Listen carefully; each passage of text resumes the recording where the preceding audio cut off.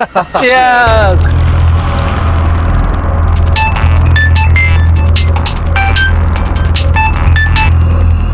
Hello, हाँ आ रहा हूँ। यार ये मेरी बीवी भी ना चैन से पीने नहीं देती। भाई मैं दो चीजों से बहुत डरता हूँ, पहली मेरी बीवी और दूसरा दूसरा कौन?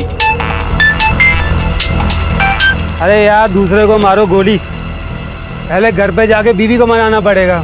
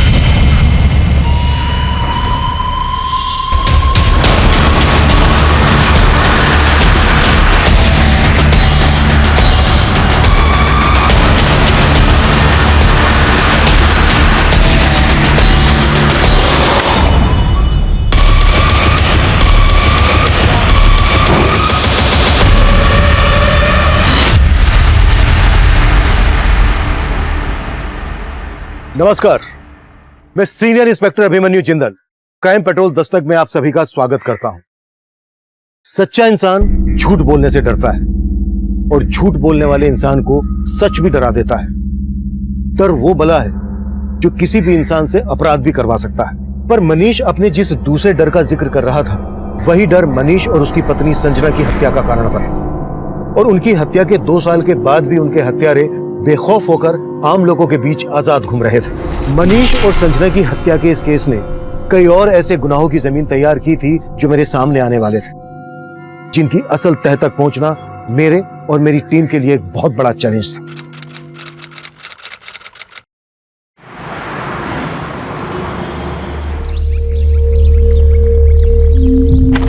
चल सगुफ्ता, कितना टाइम लगाएगी? जल्दी कर यार, लेट हो रही है।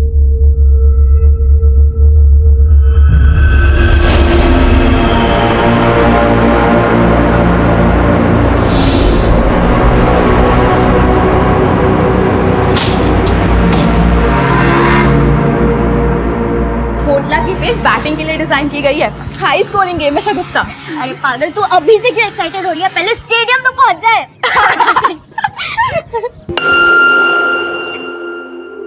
राधिका, आकांक्षा, यहाँ क्यों खड़े हो? चलो, देर हो रही है। तूने सुना हमने जो कहा? हाँ, तो क्या बोल रही थी? अरे हम ये कह रहे थे कि अपना ईयररिंग लगा ले। दोनों के साथ तो ना सुनने वाले को भी कान में रुई डालने की जरूरत पड़ती है, इसलिए मैंने अपना ईयररिंग निकाल दिया। देखो इन तितलियों को कैसे कपड़े पहनती है।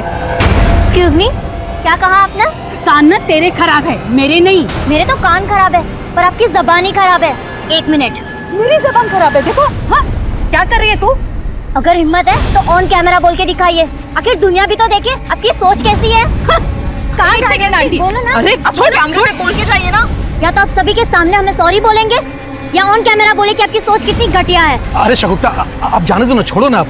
अच्छा, तो आप भी ऐसा सोचते हैं जैसा लीना आंटी? नहीं, ऐसा कुछ नहीं है। मैं क्या कर रही हूँ? सॉरी बोल दो वरना छोड़ेगी नहीं है। मैं और इन लोगों को सॉरी बोलूंगी? क्या पागल हो गए क्या? मतलब आप अग्री करती है अपनी सोच से? हाँ, बताइए ना। हाँ, मैं एग्री करती हूँ, कुछ गलत नहीं कहा मैंने। जब 2 साल की बच्ची का रेप होता है तब वो भी क्या यही बोलती है, कम एंड रेप मी?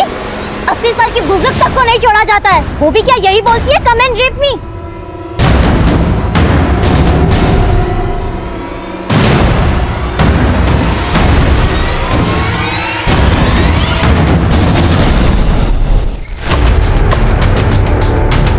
रघुवीर, सेजल, लेट्स गो।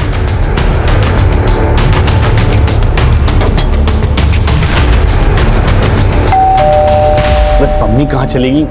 मुझे जाना पड़ेगा।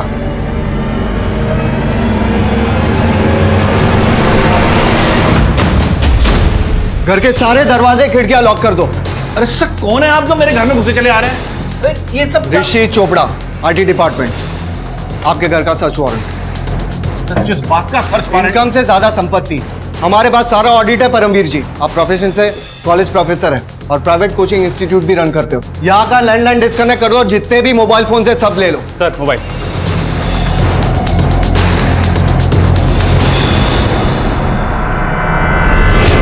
सर आइए बैठ के बात कर लेते हैं, यही मामले को निपटा लेते हैं। जैसा आप कहोगे हम वैसे ही करेंगे। प्लीज आप प्लीज बैठिए। मुझे रिश्वत देने की कोशिश कर रहे हैं आप?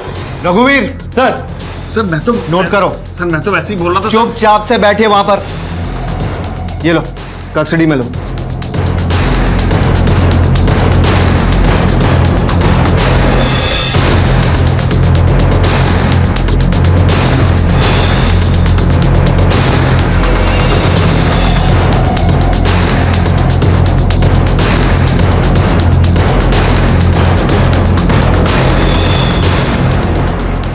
दस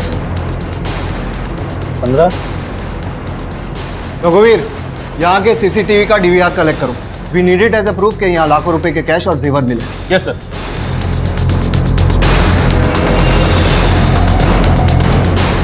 सो यहाँ पे साइन कीजिए प्लीज। सर प्लीज साइन कीजिए।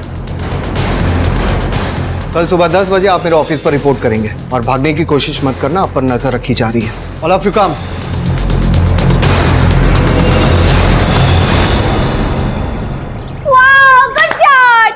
रश्मि, प्रेगनेंसी के बाद जिस तरह तुम क्रिकेट एंजॉय करी हो ना, मुझे तो लगता है हमारा होने वाला बेटा ना क्रिकेटर ही बनेगा। बेटा क्यों, बेटी भी होगी तो भी मैं क्रिकेटर बनेगी।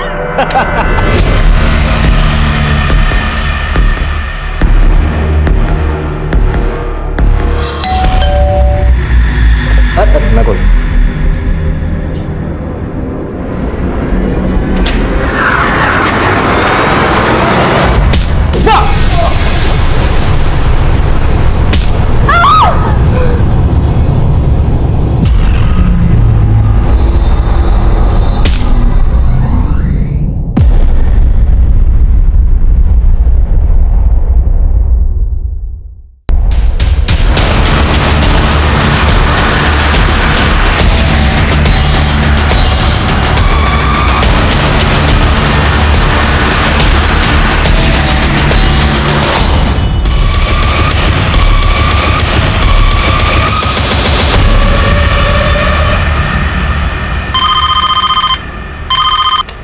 Hello, control room.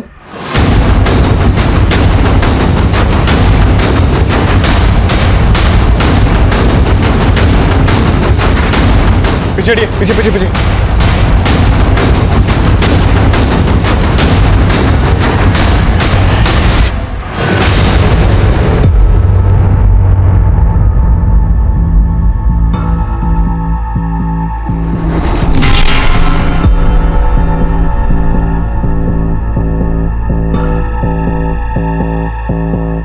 आप लोगों में से इस घर में से कौन है? साहब, कल्पेश साहब और रश्मि मैडम अकेले रहते थे यहाँ। आप कौन?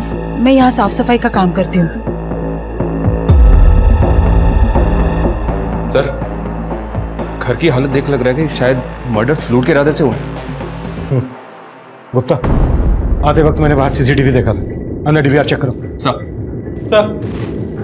सर इनका नाम शीला है और ये इसी घर में मेड का काम करती हैं। सर इन्होंने सबसे पहले इन डेड बॉडीज को देखा था। क्या देखा था? साहब, हर रोज सवेरे 8 बजे मैं यहाँ काम पे आती हूँ। आज सवेरे अब काम पे आई, डोरबेल बजा लेकिन किसी ने दरवाजा नहीं खोला। मैडम ने एक चाबी मेरे पास दे के रखी थी। मैंने उस चाबी से दरवाजा खोला और देखा तो मैडम। नाम क्या है तुम्हारे साहब और मैडम का? कल्पेश ठाकुर और रश्मि मैडम। मैडम की तो अगले महीने डिलीवरी होने वाली थी और अचानक से ये कल्पेश ठाकुर करते क्या थे? बिल्डर थे, पंजाबी बाग में उनका ऑफिस है। अच्छा, इनके किसी रिश्तेदार को जानती हो? नहीं सर, मैं किसी को नहीं जानती। अभी फिलहाल 6 महीने से इनके यहाँ काम कर रही हूँ।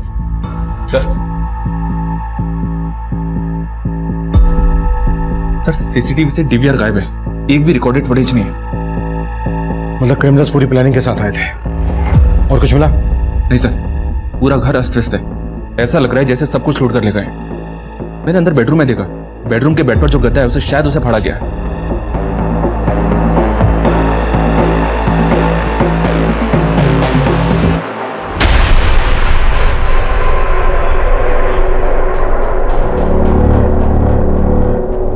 घर में लूट हुई है ये तो समझ में आ रहा है, लेकिन ये गद्दा फाड़ने का चक्कर समझ में नहीं आ रहा है।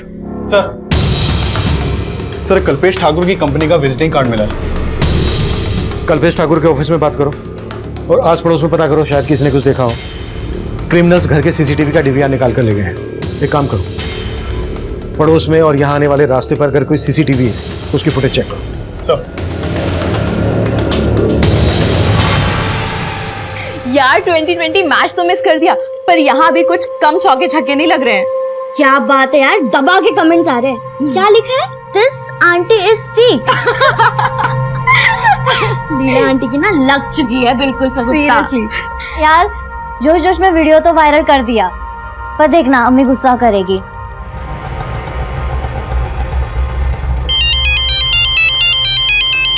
लाइए 200 रुपए। 200 रुपए?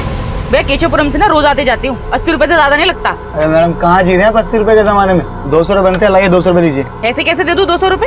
ये पकड़ो 100 रुपए और 20 रुपए वापस करो, वरना पुलिस को बुलवाऊंगी और धोखाधड़ी के चक्कर में अंदर करवा दूंगी। ये लीजिए अपने 20 रुपए। समझ सकता हूँ हर कोई अपने एरिया में चौड़ा होता है। क्या?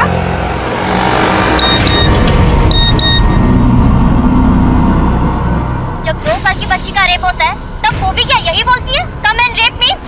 80 साल की बुजुर्ग तक को नहीं छोड़ा जाता है। कहीं मुंह दिखाने लायक छोड़ा नहीं तुमने यार, जरूरत थी ऐसा मोबाइल में बोलने की? ये सब आपकी गलती है, आप ही हो जड़ इस सबकी। अच्छा गलती करो तुम और जड़ मैं।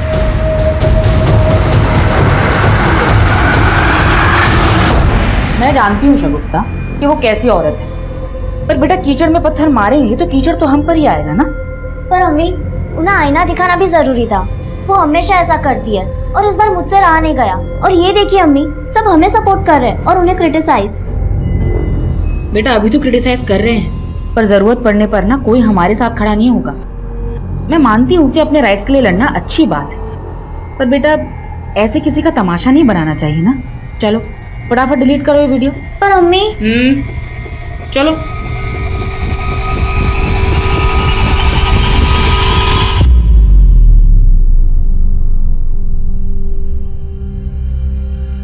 ये तो कल्पेश ठाकुर के घर की तरफ गए थे। बेडरूम के गद्दे का फटा हुआ मिलना और यहाँ घर के बाहर जो गाड़ी है उस पर इनकम टैक्स डिपार्टमेंट भारत सरकार लिखा हुआ है। सर कहीं आईटी रेड का चक्कर तो नहीं? गुप्ता घर में मर्डर्स भी हुए, हमें इस चक्कर को बहुत अच्छे से समझना होगा। ये देखो गाड़ी का नंबर दिख रहा है, वेरीफाई करो कि ये गाड़ी क्या वाकई में आयकर विभाग की। सर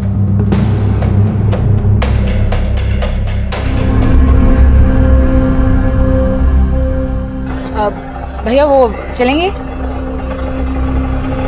अरे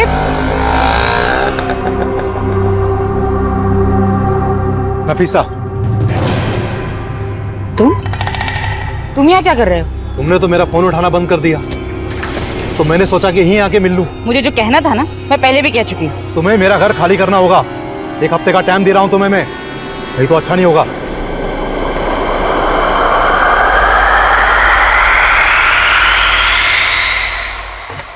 मैं कम सर?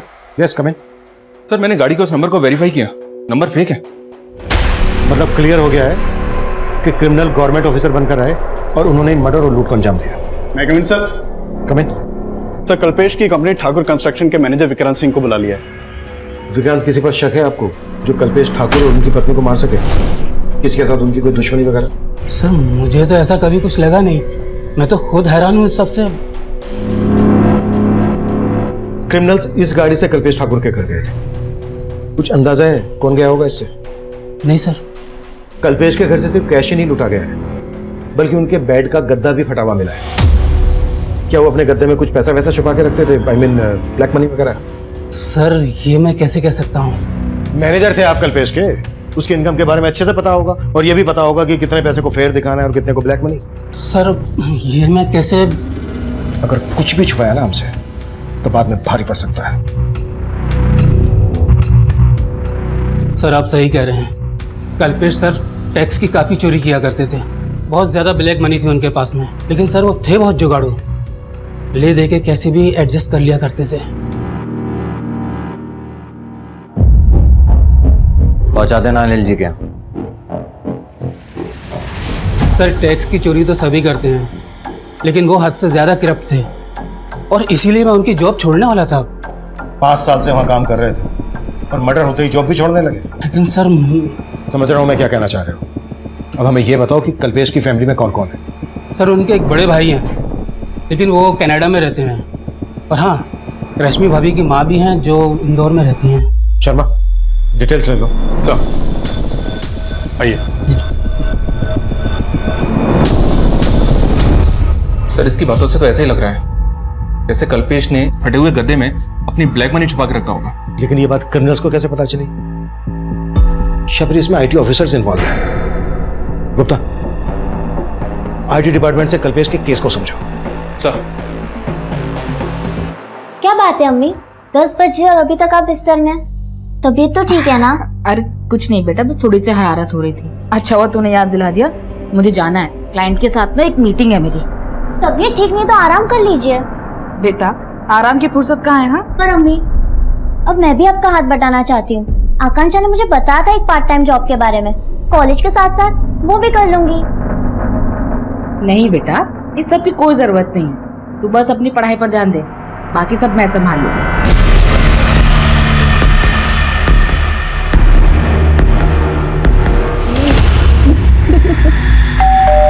मैं देखती हूँ। देखती हूँ मैं।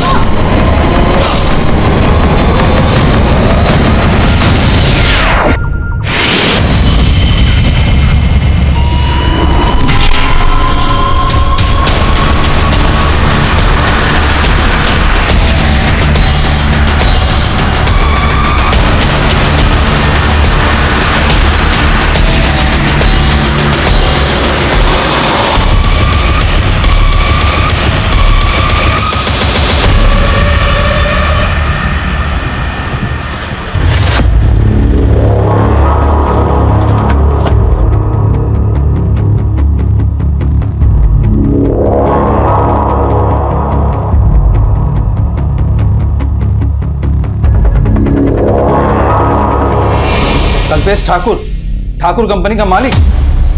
हाँ, मैं उसे बहुत अच्छे से जानता हूँ। इस कल्पेश के बारे में और क्या क्या जानते हैं, क्या मैं जान सकता हूँ? एक नंबर का करप्ट बिजनेसमैन था वो। उस जैसे टैक्स पेयर पर हमारी हमेशा नजर रहती थी। टैक्स चोरी के अलावा कुछ और सोचता ही नहीं था। वो हमारी रडार पर बहुत दिनों से था और हमने उसके यहाँ रेड भी प्लान किया था अगले हफ्ते।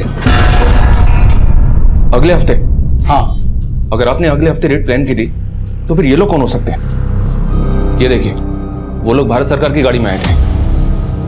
गाड़ी का नंबर फेक है, but we are pretty sure कि कल्पेश और उसकी वाइफ का मर्डर उन लोगों ने ही किया है। घर से सब कुछ लूट के ले गए, यहाँ तक कि बेडरूम का गद्दा भी फटा हुआ था। मैं इनके बारे में कुछ नहीं जानता, लेकिन हमें पता चला है कि कल्पेश सिर्फ टैक्स चोरी नहीं करता था बल्कि रिश्वत भी देता था। कहीं ऐसा तो नहीं इस इल्लीगल लेनदेन की वजह से डिपार्टमेंट में कोई झगड़ा? आप कहना क्या चाहते हैं ऑफिसर?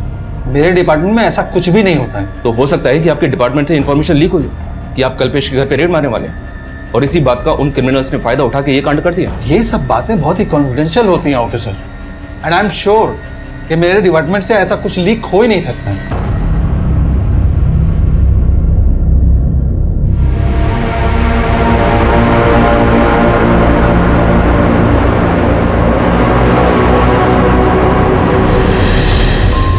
सर, पोस्टमार्टम रिपोर्ट के मुताबिक कल्पेश और उसकी वाइफ का मर्डर उसी दौरान हुआ जिस दौरान भारत सरकार के फेक नंबर की वो गाड़ी उनके घर के बाहर देखी गई। इसका मतलब यह है कि क्रिमिनल्स गवर्नमेंट ऑफिसर के भेष में आए थे। सर, मुझे अभी लग रहा है ये इसी बात से कनेक्टेड है कि कल्पेश के घर आईटी की रेड होने वाली थी। हमें बहुत सावधानी से काम करना होगा। पता लगाओ सज्जन सिंह के अलावा इस बात को वहां और कौन जानता था। आईटी वाले हैं, उन्हें किसी भी तरह से इस बात की भनक नहीं लगनी चाहिए कि हमने काम को किस तरह से कर रहे हैं और हम इन्वेस्टिगेट किस एंगल में कर रहे हैं। मैं कम इन सर? यस कम इन।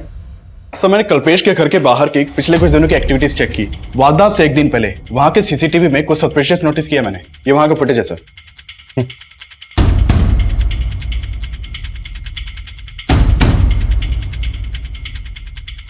और जब मैंने कल्पेश की मेड से इस आदमी के बारे में पूछा तो वो बोली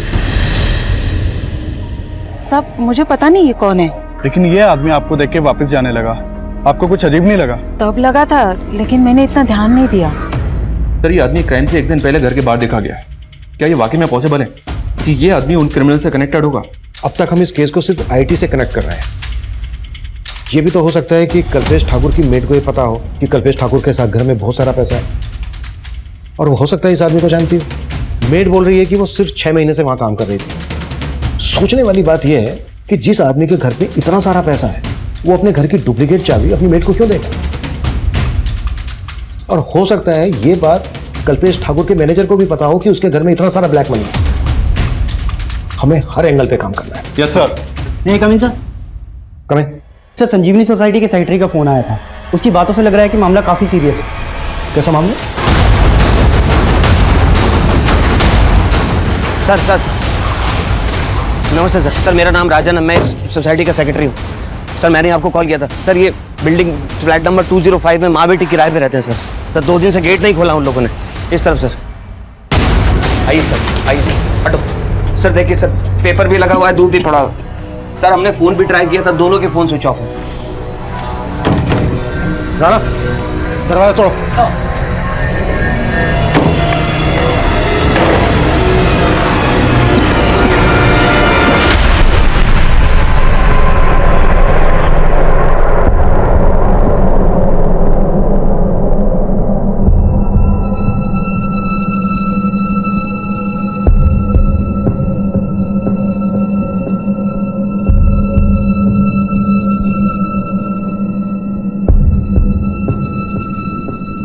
गुप्ता सर। बहुत ही ब्रूटल मर्डर है। ऐसा लग रहा है किसी ने गहरी दुश्मनी निकाली है इनसे। सर मैं लूट के भी सहने सर। कल्पेश ठाकुर और उसकी बीवी के मर्डर के जैसा एमओ लग रहा है। सेक्रेटरी बता रहा था कि ये दोनों माँ बेटी यहाँ रेंट पर रहती थी। कल्पेश ठाकुर की बीवी रश्मि की बॉडी पर ज्वेलरी थी। इनकी बॉडी पर ज्वेलरी नहीं है। देखो कानों पर ब्लड है, कानों से भी ज्वेलरी खींची गई है, उंगलियों से अंगूठी निकाल दी गई है। फिर भी इन दोनों माँ बेटी का प्रोफाइल पता करो और बिल्डिंग के सीसीटीवी से चेक करो कि यहाँ पर भी भारत सरकार की वो गाड़ी देखी गई है क्या। सर। सर ये लेडी का नाम नफीसा है और ये एक लॉयर थी सर, और उनकी बेटी वो शगुफ्ता, वो यहीं कॉलेज में पढ़ते हैं। तकरीबन 1.5 साल से ये लोग यहाँ रह रहे थे। और शगुफ्ता के फादर? सर वैसे उनको कहीं देखा नहीं, शायद वो विडो थी। फ्लैट का मालिक कौन है? सर मंजीत सिंह, ये संत नगर में रहते हैं। मंजीत का नंबर ले लो इनसे। और किस किस का आना जाना था? सर शगुफ्ता की 2 फ्रेंड्स है, आकांक्षा और राधिका। ज्यादातर वो ही यहाँ आती जाती रहती है। पिछले 2 दिन में किसी को देखा था आते जाते? हाँ सर, 2 दिन पहले मैंने एक डिलीवरी बॉय को देखा था, इनके घर की डोरबेल बजा रहा था। कौन डिलीवरी बॉय? वो मुझे नहीं मालूम सर। सर पूरी बिल्डिंग की सीसीटीवी खराब है और बिल्डिंग में 1 हफ्ते से सिक्योरिटी गार्ड भी नहीं है।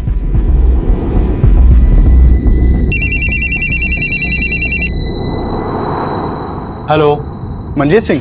जी हाँ, आप कौन?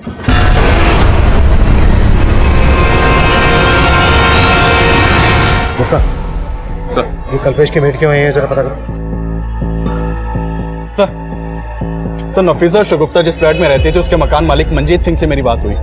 ठीक है, उसको थाने बुला लो। और उसकी नेबर शगुफ्ता की फ्रेंड्स के बारे में बता रही थी कि उनका भी यहाँ आना जाना था, उनके बारे में पता करो। सर मेरा वहाँ आना जाना कम ही होता था। वो फ्लैट मैंने किराए पे चढ़ाने के लिए ही खरीदा था। शगुफ्ता और नफीसा के पड़ोसी कैसे थे? मतलब उनका किसी के साथ कोई लड़ाई झगड़ा होता होगा तो आपको पता चल ही जाता होगा। सर कईयों से उनके लड़ाई झगड़े थे। वो लोग तो चाहते थे कि मैं उन्हें वहां से निकाल दूं। कई कंप्लेंट आती थी सर उनकी। कैसी कंप्लेंट? और कौन करता था? सर मुझे वहां के सेक्रेटरी सब कुछ बताते थे। सर वहां के लोगों को उनसे बहुत प्रॉब्लम थी। किसी को उनके पहनावे से प्रॉब्लम थी तो किसी को उनकी लाइफस्टाइल से, और यहाँ तक कि हमारे सेक्रेटरी साहब को तो उनकी बिरादरी से प्रॉब्लम थी। वो उनके सामने वाले फ्लैट में ही रहते हैं।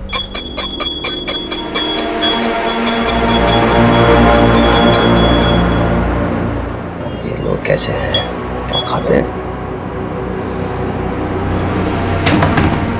जहन्नुम बना रखी जगह। अगर ये मांस मच्छी खानी है ना तो अपने घर में खाओ, ये कचरा गंदगी यहाँ नहीं चलेगा। 1 मिनट अंकल। क्या 1 मिनट? एक तो इतना साउंड बढ़ा रखा है कि पूरी सोसाइटी बहरी हो जाए। सॉरी अंकल, मैंने ईयररिंग नहीं लगा रखा था। What sorry? ये तमाशा बंद करो मुझे। ये कचरा कौन उठाएगा, तुम या तुम्हारी माँ? तमीज से बात कीजिए अंकल। अब तमीज तो तुम्हें मैं सिखाऊंगा तुम्हारे अंदाज में। करता हूँ तुम्हारे लैंडलॉर्ड को फोन और निकलवाता हूँ तुम माँ बेटी को यहाँ से बाहर। तू देख। हाँ राजन भैया। मंजीत भाई, हमारी बिरादरी वाले होकर आपने ये किसको किराए पे घर दे दिया अपना? आप इनको बाहर निकालो अभी के अभी। हमारी बिरादरी वाले किराएदार नहीं मिल रहे आपको क्या? सर ये आए दिन की टेंशन थी, पर मैं इन्हें ऐसे कैसे निकाल सकता था? सर मैं तो इन सब बातों को मानता भी नहीं हूँ। साहब, मैं उस बिल्डिंग में और आसपास के बिल्डिंग में कई फ्लैट्स में काम करती हूँ। शगुफ्ता और नफीसा के यहाँ भी काम करती हो? नहीं साहब, मैं उनको जानती तक नहीं। तो उनके बिल्डिंग में किसके यहाँ काम करती हो? मैं लीना मैडम के यहाँ काम करती हूँ, जो तीसरे माले पे रहती है। और ये तो तुम्हें पता ही होगा ना कि तुम्हारे कल्पेश सेठ के घर में कितना पैसा था। कहीं इस बारे में उन क्रिमिनल्स को तुमने तो नहीं बताया था? नहीं साहब, मैं पहले ही बता चुकी है। आप मुझ पे बेकार में शक कर रहे हैं। सर मैंने संजीवनी बिल्डिंग के पास वाली बिल्डिंग के सीसीटीवी फुटेज भी चेक किए, लेकिन भारत सरकार के टैग वाली ऐसी कोई भी गाड़ी नहीं दिखाई दी जैसी कल्पेश के घर के बाहर देखी गई थी। और शगुफ्ता की माँ नफीसा भी एक मामूली लॉयर थी, किराए के फ्लैट में रहती थी, उसकी ज्यादा इनकम भी नहीं थी। सर माना दोनों केस सेम एरिया के हैं, लेकिन हो सकता है कि कल्पेश के मर्डर का एमओ इस्तेमाल करके नफीसा और शगुफ्ता दोनों को मारा गया हो। कल्पेश की मेड दोनों केसेस में कॉमन है। लेकिन सर मेड के खिलाफ तो फिलहाल कुछ नहीं मिला, और न ही कल्पेश के मैनेजर विक्रांत के खिलाफ। आईटी डिपार्टमेंट से कोई इन्फॉर्मेशन? तो हमारे इन्फॉर्मर वहां भी लगे हुए हैं,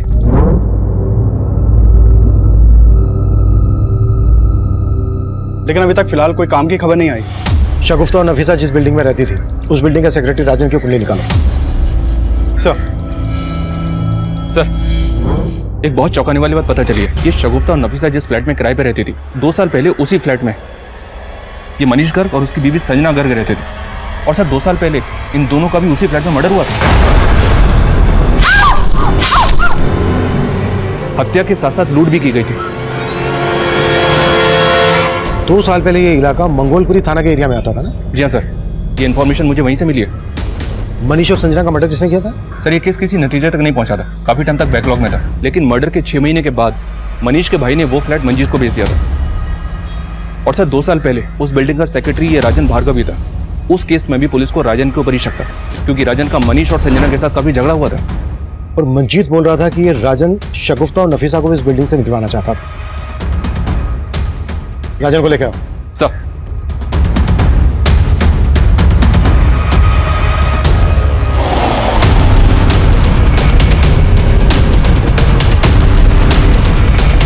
तो तू चाहता ही नहीं था कि कोई तेरे पड़ोस में रहे। शगुफ्ता और उसकी माँ की बिरादरी से प्रॉब्लम थी तुझे, पर मनीष और उसकी पत्नी संजना को क्यों मारा? सर मैंने कुछ भी नहीं किया सर, और उस केस से तो मुझे पहले ही बरी किया जा चुका है। लेकिन हम पूरी तरह से अच्छे से तेरी आरती उतारेंगे। क्या क्या कांड किया तूने? सर मैंने कुछ नहीं किया सर, मैं सच बोल रहा हूँ। सब कुछ बहुत ही प्लानिंग के साथ किया तूने। पहले सिक्योरिटी गार्ड को निकाल, जानबूझकर बिल्डिंग के सीसीटीवी नहीं करवाए ताकि ये कांड कर सके, है ना? आप गलत सोच रहे सर। सर सीसीटीवी फंड की वजह से नहीं हो पाया। आप चाहे तो सोसाइटी का अकाउंट चेक कर सकते हैं। ये सब गणित तो इसलिए जोड़ रहा था ताकि बाद में सफाई में पेश कर सके। नहीं सर, आप गलत शक कर रहे हैं मुझ पर। सर आप लीना और उसके पति को देखिए। सर मुझसे ज्यादा प्रॉब्लम तो उन दोनों को थी। और उस दिन सर आपसे वो कह रही थी कि उसने डिलीवरी बॉय को देखा। सर मैं पड़ोस में रहता हूँ, मैंने नहीं देखा, उसने देख लिया। सर वो साफ झूठ बोल रही। लीना क्यों झूठ बोलेगी?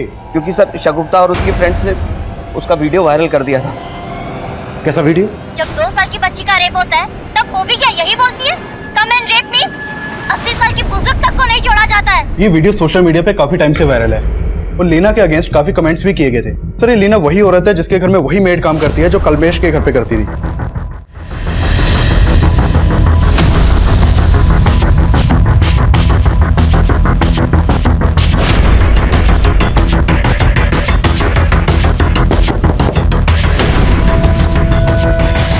मैं मानती हूँ कि मैंने उनकी ड्रेसिंग पे कमेंट किया था। तुमने क्या कमेंट किया था ये बहुतों ने देखा उस वायरल वीडियो में, और उसके बाद सोसाइटी में तुम्हारी क्या इज्जत रह गई थी ये मालूम है हमें। इसी बात का बदला लिया ना तुमने उनसे? नहीं सर, मुझे अपनी गलती का एहसास था। मैं तो शगुफ्ता और उसके दोस्तों से माफी तक मांगने गई थी। सर उन्होंने माफी तो जरूर मांगी थी, लेकिन वो सब दिखावा था। वो चाहती थी कि हम उनका फिर से वीडियो बनाएं और लोगों को बताएं कि वो बदल चुकी है। शगुफ्ता, उस दिन के लिए मैं बहुत शर्मिंदा हूँ। तुमने मेरे साथ जो किया वो एकदम सही किया, लेकिन अब मेरी आंखें खुल चुकी है। तुम सबकी वजह से मेरे में ये चेंज आया है। क्या सोच रही हो तुम? क्या तुम्हें अब भी मेरी बात झूठी लग रही है? नहीं आंटी, इट्स फाइन कि आपको आपकी गलती का एहसास हुआ। पर ये तुम्हें दुनिया को भी बताना चाहिए ना। अब तुम मेरा वीडियो नहीं बनाओगी? नो आंटी, क्योंकि मैं जानती हूँ हाथी के दांत खाने के और दिखाने के अलग होते हैं।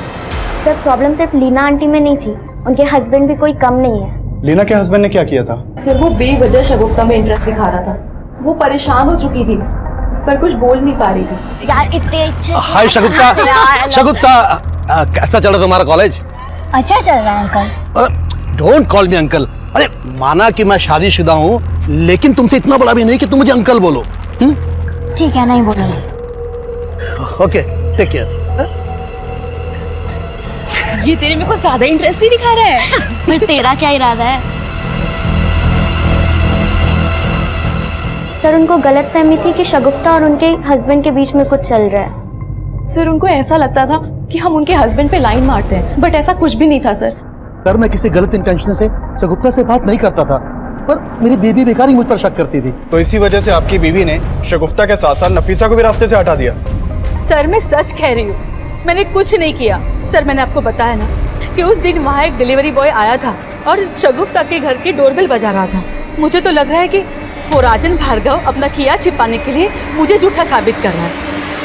नफीसा एक लॉयर थी। एंगल नफीसा के प्रोफेशन से भी जुड़ा हो सकता है। शगुफ्ता और नफीसा से जुड़ी छोटी से छोटी बातों के बारे में भी पता करो। राजन, दीना और निरंजन पे नजर रखो। सर काफी कोशिश के बाद आईटी डिपार्टमेंट के एक एम्प्लॉय से काम की इन्फॉर्मेशन निकाली है। सर वहाँ एक राकेश मीणा नाम का आदमी सज्जन सिंह के अंडर काम करता है। मैंने उससे रिक्वेस्ट किया था, वो आपसे मिलने के लिए तैयार हो गया है। बुला लो। सर करीब 1 महीना पहले परमवीर जैन नाम का एक आदमी आईटी ऑफिस में आया था।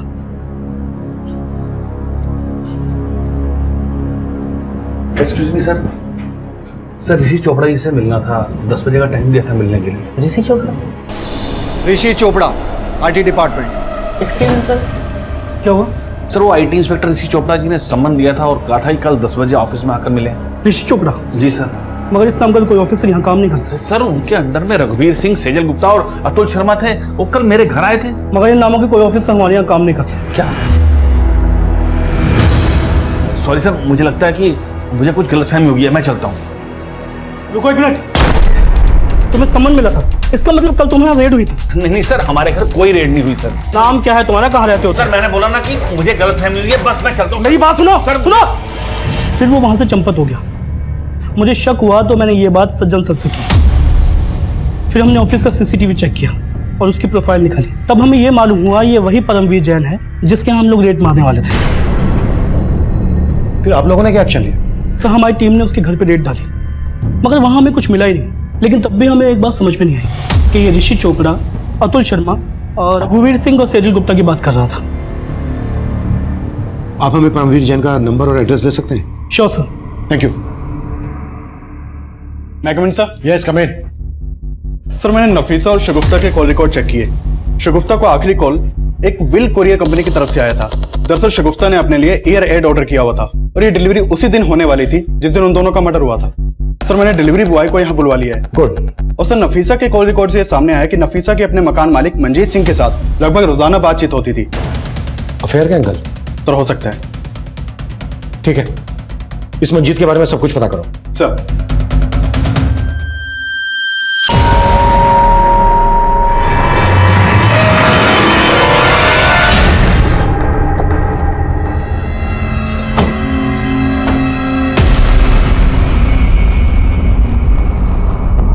ऋषि चोपड़ा, रघुवीर सिंह, सेजल गुप्ता, अतुल शर्मा, इनको तो जानते ही होगे।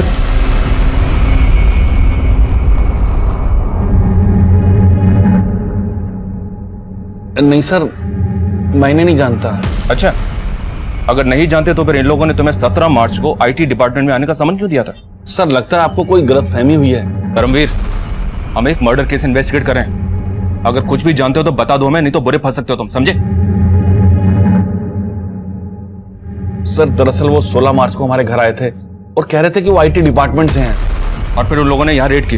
हाँ सर, और अगले दिन जब मैं आईटी डिपार्टमेंट गया तो पता चला कि उन लोगों का इस डिपार्टमेंट से कोई लेना देना ही नहीं है। सर वो लोग बेवकूफ बनाकर हमारे घर से सब सामान लूट कर ले गए और यहाँ तक कि सीसीटीवी कैमरे के डीआरएस भी निकाल कर ले गए। और तुमने पुलिस को इन्फॉर्म तक नहीं किया, इसलिए ना क्योंकि तुम जानते थे कि वो लोग तुम्हारी ब्लैक मनी लूट कर ले गए। जी सर, लेकिन सर उसके बाद मैंने कसम खाई कि कभी भी टैक्सी चोरी नहीं करूंगा। वो चारों दिखते कैसे थे? सर 4 नहीं, वो 5 थे। 5? जी सर, एक बार गाड़ी के पास खड़ा था। गाड़ी पे क्या लगा था? RSR का? जी सर। उन सबके स्केच बनवा सकते हो तुम? सर बात तो बहुत पुरानी है, लेकिन उनके चेहरे नहीं भूल सकता मैं। हाँ सर, उस दिन मैं वहाँ सगुप्ता जैदी के यहाँ एक पार्सल डिलीवर करने गया था सर। मैं काफी देर तक डोरबेल बजाता रहा, लेकिन किसी ने दरवाजा खोला नहीं सर। तुम वहाँ 28 अप्रैल को गए थे, टाइम याद है तुम्हें? साहब करीब सुबह के 11 बज रहे होंगे सर। पोस्टमार्टम रिपोर्ट के मुताबिक 28 अप्रैल को करीबन इसी समय शगुफ्ता और उसकी माँ का मर्डर हुआ था। कहीं तुम कुछ छुपा तो नहीं रहे हो? नहीं सर, मैं कुछ नहीं छिपा रहा सर।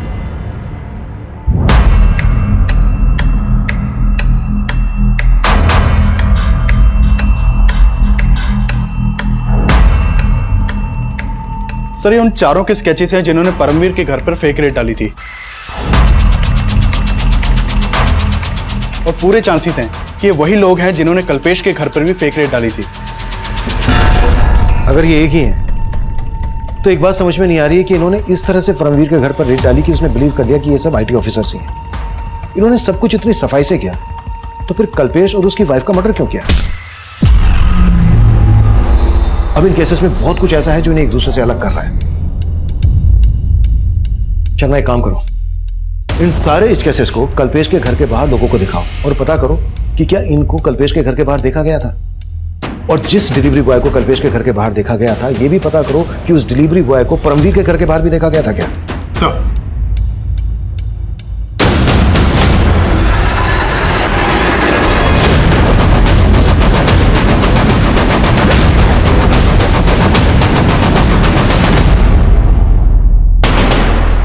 सर आपका अंदाजा सही था।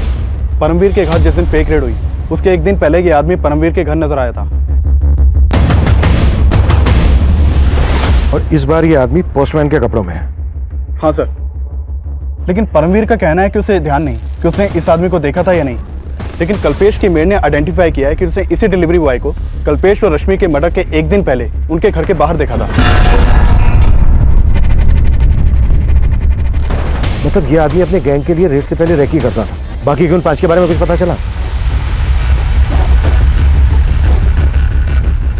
नहीं सर, उनका कहीं कोई क्रिमिनल रिकॉर्ड नहीं मिला। शगुफ्ता और नफीसा के घर के बाहर जो डिलीवरी बॉय देखा गया, चेक करो उस डिलीवरी बॉय का इस सबसे कोई कनेक्शन है क्या? सर मैंने नफीसा के 6 महीने पुराने बैंक स्टेटमेंट चेक किए तो नोटिस किया कि ये मंजीत नफीसा के बैंक अकाउंट में 6 महीने पहले तक हर महीने 25,000 रुपये ट्रांसफर करता था। What? ये मंजीत तो शगुफ्ता और नफीसा का मकान मालिक था ना, उल्टा ये उनके अकाउंट में पैसे ट्रांसफर करता था। जी हाँ सर, एक बात और कि नफीसा और शगुफ्ता पहले सलीमपुर में रहती थी, वहाँ उनका पुश्ता नहीं करता, और इस मंजीत का वहाँ भी आना जाना था। मैंने कुछ नहीं किया साहब, मैंने किसी को नहीं मारा साहब, मैंने किसी को नहीं मारा, मेरा भरोसा कीजिए सर। भरोसा तो तूने तोड़ा नफीसा का, तो उसका पति था, जबकि सोसाइटी को मालूम था कि तो उसका मकान मालिक है। अब खुद उगलेगा या फिर हम हमारे तरीके से उगवाएं? बताता हूँ सर, मैं सब सच बताता हूँ। नफीसा का पहला पति गुजर गया था और शगुफ्ता उसके पहले पति की ही बेटी थी। मैं पहली बार एक प्रॉपर्टी के केस के सिलसिले में उससे मिला था, तब सर मैं उसका क्लाइंट था, उसकी वजह से मैं वो केस जीत गया, और सर फिर हमारी अच्छी दोस्ती होगी। शगुफ्ता भी मुझे अच्छा मानने लगी थी। नफीसा मुझसे सच्चा प्यार करने लगी थी और वो मुझसे शादी करना चाहती थी। हम दोनों ने शादी भी कर ली, लेकिन मैं पहले से ही शादीशुदा था। ये बात उसको नहीं पता थी, और जैसे ये बात उसको पता चली उसने हंगामा खड़ा कर दिया। तुमने तो कहा था कि तुम्हारी वाइफ मर चुकी है, तुमने मुझे इतना बड़ा धोखा दिया मंजीत। नफीसा, मैं तुम्हें खोना नहीं चाहता था, और मैं शादीशुदा हुआ तो क्या हुआ? तुम इतना गिर जाओगे मैंने कभी नहीं सोचा था।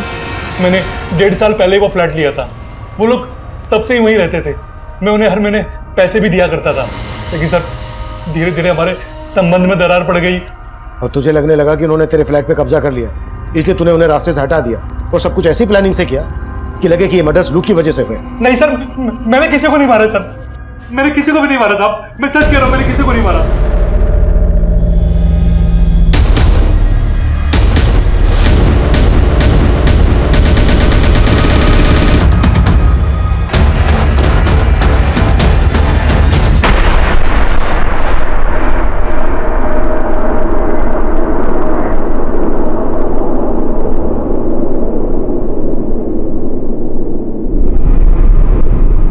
सर ये तो वही आदमी लग रहा है जो उस दिन परमवीर और कल्पेश के घर के बाहर देखा गया था।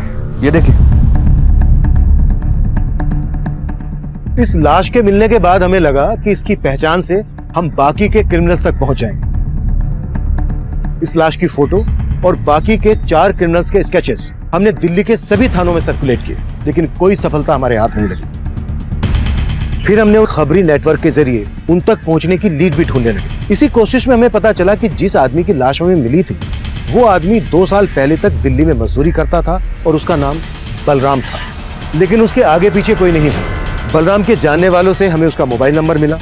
उसके कॉल रिकॉर्ड से इस केस में हमें एक अहम लीड मिली, लेकिन हमारी ये कोशिश भी अधूरी साबित होने वाली थी। बलराम के जानने वालों से हमें उसका मोबाइल नंबर मिला। उसके कॉल रिकॉर्ड से इस केस में हमें एक अहम लीड मिली।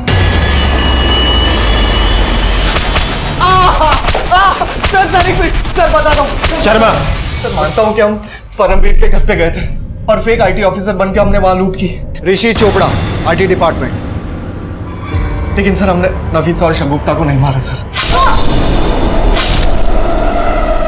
और कल्पेश और उसकी बीबी रश्मि? सर उस दिन हम कल्पेश के घर पे फेक रेड डालने ही गए थे, लेकिन हमें नहीं मालूम था कि कल्पेश डेढ़ चाणा निकलेगा। आईटी ऑफिसर ऋषि चोपड़ा, आपके घर का सर्च वारंट। सारे दरवाजे खिड़कियां बंद कर। अरे आप अंदर क्यों घुस रहे हैं? पूरा घर छान मारो। ऐसे कैसे घुस गए घर के अंदर? और कौन सा वारंट है? तुम सब लोगों को अच्छी तरह जानता हूं मैं। अभी पुलिस को फोन करता हूं।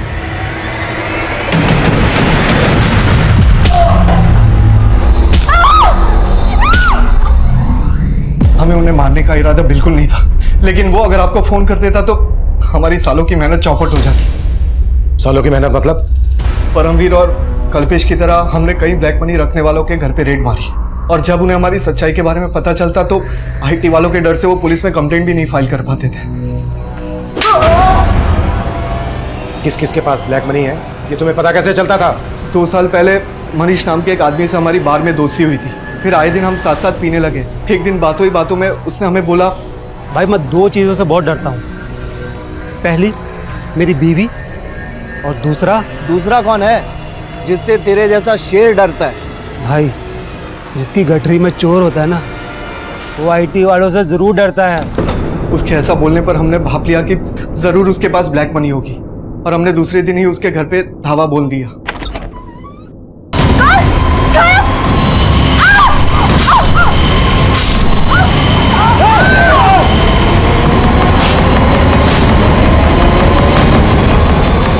उस केस में हमें कोई नहीं पकड़ पाया था सर।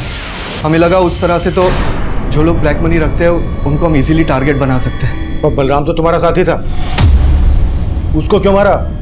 बलराम हमारे लिए टारगेट की रैकी करता था और ब्लैक मनी रखने वालों की इंफॉर्मेशन भी निकालता था। हमें लगा कि हमें से एक बलराम ही है जिस तक आप आसानी से पहुंच सकते हैं, तो सर हम फंस ना जाए उस चक्कर में उसे मार दिया।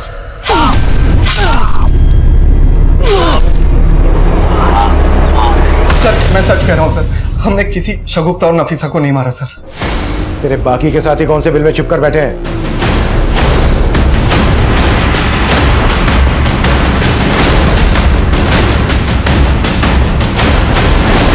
कल्पेश और रश्मि ठाकुर के साथ साथ 2 साल पुराना मनीष और संजना मर्डर केस भी सॉल्व हो गया, लेकिन शगुफ्ता और उसकी मां का मर्डर केस अभी भी अनसुलझा।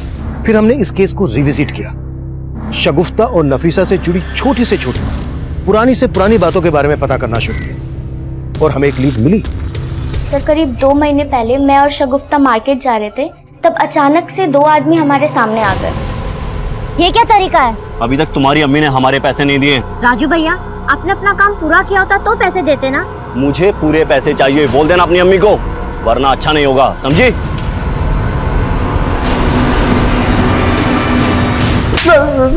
सब बताता हूँ साहब, मैं जब उनके घर में काम कर रहा था तो मुझे एक दूसरा बड़ा काम मिल गया था। उसका सेट पैसे भी अच्छे दे रहा था सर।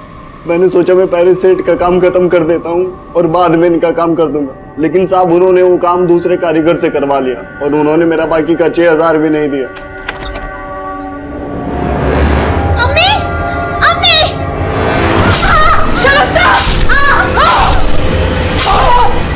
सिर्फ 6,000 रुपए के लिए तूने उनको मार डाला। कुत्ता साले! मनीष, कल्पेश, परमवीर, ये विक्टिम तो जरूर थे, लेकिन कानून की नजर में गुनहगार भी थे। शगुफ्ता और नफीसा को बहुत पहले से ही ये दस्तक मिल रही थी कि उनके साथ सब कुछ ठीक नहीं हो रहा है। मंजीत ने नफीसा से शादी की थी, लेकिन ये बात सोसाइटी में किसी को मालूम नहीं थी। राजन की धमकी, लीना और निरंजन के झगड़े, हर मोड़ पर उन्हें दस्तक मिल रही थी कि वो कभी भी किसी भी तरह के अपराध में तब्दील हो सकती थी। इस केस में हम भी आखिर तक ये सोच नहीं पाए थे कि मात्र 6,000 रुपए के लिए नफीसा और शगुफ्ता को मार दिया गया, कि वाकई में चौंका देने वाला था। अब मैं सीनियर इंस्पेक्टर अभिमन्यु जिंदल आप लोगों से विदा लेता हूं। आपसे फिर मुलाकात होगी एक नए केस के साथ। स्वस्थ रहिए, सतर्क रहिए और देखते रहिए क्राइम पेट्रोल दस्तक। मकसद बताना नहीं, बचाना है।